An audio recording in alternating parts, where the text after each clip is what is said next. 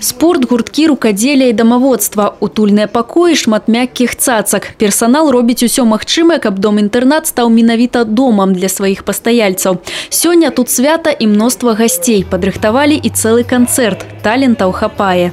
За это время, как вы видите, что прекрасные корпуса созданы, благоприятное, хорошее обслуживание, медицинское обслуживание нашим проживающим, уход достойный производится. Также за это время у нас открыто отделение сопровождаемого проживания, где в настоящее время находится 10 человек. И вот 30 мая мы буквально недавно открыли социально-бытовые комнаты, где наши ребята с удовольствием готовят, планируют свой семейный бюджет. Ну, это, можно сказать, одна из ступенек выхода в социальную жизнь. Сёння в области 10 подобных установ. З іх один дзіцячы дом-інтэрнат, 2 агульнага тыпу і 7 менавіта псіханеўралагічных. З кожным годам тых, хто мае патрэбу ў дапамозе, становіцца больш, таму дамы-інтэрнаты сёння вельмі актыўна падтрымліваюць. Мы всегда этих людей, поселяя сюда, рассматриваем вопрос о их здоровье, о их, скажем так, социальной какой-то реабилитации. Вот. Ну и государство со своей стороны оказывает всяческую поддержку и помощь. Кроме государства, также много в последнее время у нас спонсорской помощи. Регулярно наведваюць жыхароў інтэрната і валанцёры БРСМ. Павіншаваць дом-інтэрнат з юбілеем прыехаў і клуб аматараў ретроаўтамабіляў «Адам». Для нас самое основное не только выполнять или дарить какие-то подарки, для нас важно оказывать внимание и приучать волонтеров, наше доброе сердце, приучать работать с такой категорией населения, потому что на самом деле именно они нуждаются в общении. У інтэрнаце ўвесь час з'яўляецца нешта новае. Адно з нядаўніх ноу-хау – пакой, дзе жыхары вучацца весці гаспадарку.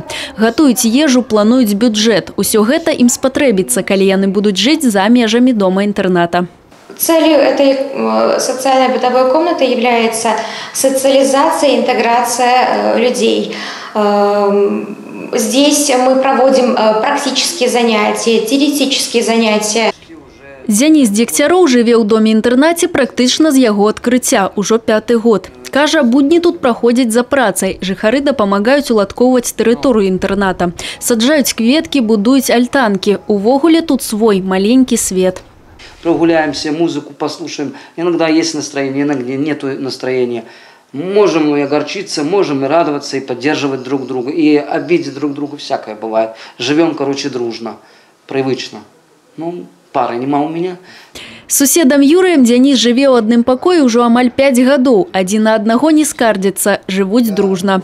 Да я его и раньше знал, он у Косаеве был, мы туда ездили выступать. И в футбол вместе играли, и по концертам вместе ездили. Ну и тут вместе с ним уже 5 лет. Акрамя таго, Дзяніс займаецца музыкай, спявае, пастаянна ўдзельнічае ў канцэртах, якія ладзяць у інтэрнаце. Марыць выехаць у невялікі тур са сваімі песнямі. Спасибо за любовь, за доброту, за ласку. Я в маминых глазах увидела в детстве сказку. 5 гадоў – гэта толькі першы маленькі юбілей, але за гэты час для жыхароў інтэрната ўжо зроблена многае. І на будучае шмат планаў. Ірына Карольченка, Роман Філюціч, тэлерадыёкампанія «Брэст».